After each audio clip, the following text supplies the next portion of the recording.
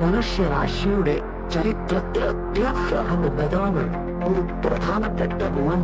അത്യാഗ്രഹം മനുഷ്യനെ മുന്നോട്ട് കൊണ്ടുപോകുന്ന ഒരു ശക്തിയാണ് എന്നാണ് അതിന്റെ മറുഭാഗത്ത് അപകടങ്ങൾക്കും ദോഷങ്ങൾക്കും കാരണമായിട്ടുണ്ട്.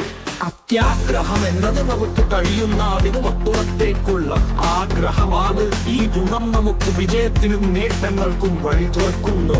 ഒരു ശാസ്ത്രജ്ഞൻ പുതിയ കണ്ടുപിടുത്തങ്ങൾ നടത്തുമ്പോഴോ, ഒരു സംരംഭകൻ ഒരു പുതിയ ബിസിനസ് ആരംഭിക്കുമ്പോഴോ അവർക്കെല്ലാം ഈ അത്യാഗ്രഹം ഉണ്ട്. ഇത് സമ്പത്ത്, അധികാരം, വിജയം എന്നിവ നേടാനുള്ള പ്രേരണയാണ്.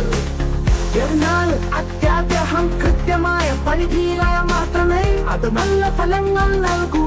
അതിർത്തിക്കടന്നാൽ അത്യാഗ്രഹം ദോഷകരമാകും. ധനത്തിന്റെ അടിമകളായവർ, അധികാരം കൊണ്ട് മാത്രം തൃപ്തിപ്പെടുന്നവർ, മറ്റുള്ളവരുടെ സ്വത്തും സമ്പത്തും കവർന്നെടുക്കാൻ ശ്രമിക്കുന്നവർ, ഇവരെല്ലാവരും അത്യാഗ്രഹത്തിന്റെ പിടിയിൽപ്പെട്ടവരാണ്.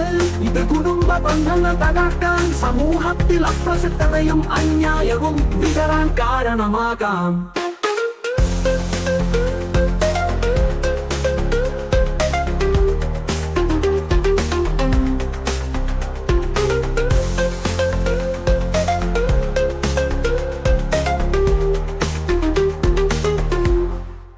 അത്യാഗ്രഹം നന്നായി നമുക്ക് കഴിയുന്ന അതിരുവപ്പുറത്തേക്കുള്ള ആഗ്രഹമാണ്.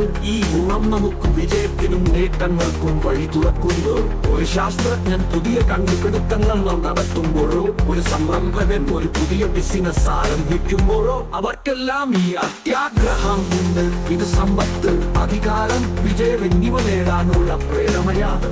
എന്നാൽ അത്യാഗ്രഹം നന്നായി നിയന്ത്രിക്കുകയാണെങ്കിൽ അത് നമുക്ക് അവഗണിക്കാനാവാത്ത ഒരു ശക്തിയായിരിക്കാം. എന്നാൽ അതിനെ മിതമായ പരിധിയിൽ നമുക്ക് വശീകരിക്കേണ്ടതുണ്ട്. അത്യാഗ്രഹം ജീവിതത്തിൽ ഒരുപാട് നേട്ടങ്ങൾ നേടുന്നതിനു മാത്രമല്ല, സൃഷ്ടികളുടെ വഴിതെളിയാനും കാരണമാകുന്നു.